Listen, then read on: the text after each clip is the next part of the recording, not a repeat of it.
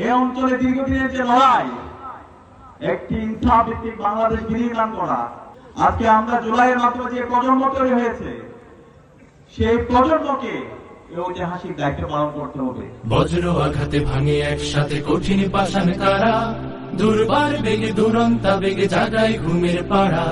নির্ভীক ওরা কারা, নির্ভীক ওরা কারা, বজ্র আঘাতে ভাঙে একসাথে কঠিন পাষাণ কারা, দুর্বার বেগে দুরন্তা বেগে জাগায় ঘুমের পাড়া।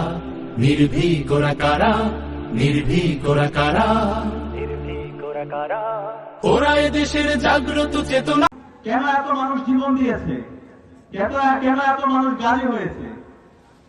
তাদের মূল আকাঙ্ক্ষা ছিল একটি ইনসাফ ভিত্তিক বাংলাদেশ বিনির্মাণ করা, যে বাংলাদেশে কোন ধরনের জুলুমতন্ত্র থাকবে না, যে বাংলাদেশে কোন মাফিয়া তন্ত্র থাকবে না, যে বাংলাদেশে কোন সন্ত্রাস থাকবে না, যে বাংলাদেশে চাঁদাবাজি থাকবে না, যে বাংলাদেশে টেন্ডারবাজি থাকবে না, যে বাংলাদেশে দর্শকদের ঠিকানা হবে না, যে বাংলাদেশে থাকবে সাম্প্রদায়িক সম্প্রীতি, সকল মানুষের অধিকার। এই বাংলাদেশ সকল মানুষের অধিকার নিশ্চিত করার জন্য আমাদের আজকে ঐতিহাসিক সুযোগ এসেছে। আজকে আমরা জুলাইয়ের মাধ্যমে যে প্রজন্ম তৈরি হয়েছে, সেই প্রজন্মকে এই ঐতিহাসিক দায়িত্ব পালন করতে হবে। আমরা কি পারবো সেই ঐতিহাসিক দায়িত্ব পালন করতে? ইনশাআল্লাহ। সেই ঐতিহাসিক দায়িত্ব কি? সেই ঐতিহাসিক দায়িত্ব হলো এই অঞ্চলে দীর্ঘদিনের যে লড়াই, একটি ইনসাফ ভিত্তিক বাংলাদেশ বিনির্মাণ করা, সঠিক নেতৃত্বকে বেছে নেওয়া, সেই নেতৃত্বকে আমাদেরকে আসন্ন নির্বাচনে বাছাই করে নিতে হবে। আজকে 54 বছরে বাংলাদেশের এত রক্ত দেওয়ার পরও বাংলাদেশের মানুষের মুক্তি না আসার মূল কারণ হলো আমরা আমাদের সঠিক নেতৃত্ব বাছাই করতে ভুল করেছি।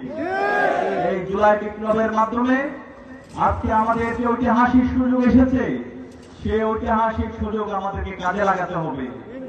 ইনসাফের প্রতীক দাঁড়িপাল্লার যারা কান্ডারি আছে, সমাজে যারা ন্যায্যতা নিশ্চিত করতে চায়, সমাজে সকল মানুষের অধিকার নিশ্চিত করতে চায়, যারা দুর্নীতিমুক্ত সমাজ বিনির্মাণ করতে চায়, তাদেরকে আমাদের বাছাই করতে হবে। আমরা ইতিমধ্যে দেখতে পেয়েছি বাংলাদেশের তরুণরা ইনসাফের পক্ষে তারা অবস্থান নিয়েছে। আজকে আপনারা দেখতে পাবেন, এবং বাংলাদেশের যদি ইতিহাস দেখেন, বাংলাদেশের সকল ইতিহাস ঢাকা বিশ্ববিদ্যালয় থেকে শুরু হয়েছে। এদেশের তরুণরা, ছাত্ররা এই ফেসিবাদের বিরুদ্ধে, অন্যায়ের বিরুদ্ধে, রাজতন্ত্রের বিরুদ্ধে, মাফিয়াতন্ত্রের বিরুদ্ধে তারা রাস্তায় নেমেছিল। আমাদের 2000 ভাই বোন শহীদ হয়েছে, 40,000 আমাদের ভাই বোন গাজী হয়েছে, যার বদৌলতে আজকে আমরা নতুন বাংলাদেশ পেয়েছি। এই নতুন বাংলাদেশের আকাঙ্ক্ষা কি? এই জুলাইয়ের আকাঙ্ক্ষা কি? কেন এত মানুষ জীবন দিয়েছে, কেন এত মানুষ গাজী হয়েছে? সেই স্বাস্থ্য সেবার আমূল পরিবর্তন করার জন্য স্বাস্থ্য খাতের সিন্ডিকেটকে ভেঙে দিতে হবে এবং স্বাস্থ্য খাতকে নতুন ভাবে ঢেলে সাজাতে হবে। এই স্বাস্থ্য খাতকে নতুন ভাবে ঢেলে সাজানোর জন্য আমাদের ইনসাফের প্রতিনিধিরা কাজ করবে ইনশাআল্লাহ।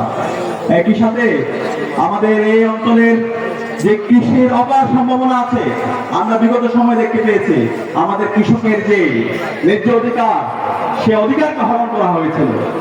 সেই অধিকার আমরা ফিরে দিব ইনশাআল্লাহ। আমাদের আব্দুল সালাম মাদানী ভাইদের মতো যারা দাঁড়িপাল্লা প্রতীকের প্রতিনিধি আছে, তারা আপনাদের নেতা হবে না, তারা আপনাদের সেবক হবে। আপনাদের যে অধিকার, আপনাদের যে কাঙ্ক্ষিত পাওনা, আপনাদের যে ক্ষমতা, জনগণের যে ক্ষমতা, সেই ক্ষমতাকে আপনাদের কাছে ফিরে দেওয়া হবে তাদের উদ্দেশ্য। সকল ফেসিবাদের বিরুদ্ধে বাংলাদেশ জামাত ইসলামীর নেতৃবৃন্দ সবসময় প্রতিবাদ জারি রেখেছে। আল্লামা দেলোয়ার হোসেন সাঈদী, শহীদ মতিউর রহমান নিজামী থেকে শুরু করে শহীদ মীর কাসেম আলীরা সারা জীবন আধিপত্যবাদের বিরুদ্ধে, আগ্রাসনের বিরুদ্ধে দিল্লির পাড়ি দিয়ে এলো অতীতের বেদনা। ওরা এদেশের জাগ্রত চেতনা, পাড়ি দিয়ে এলো অতীতের বেদনা।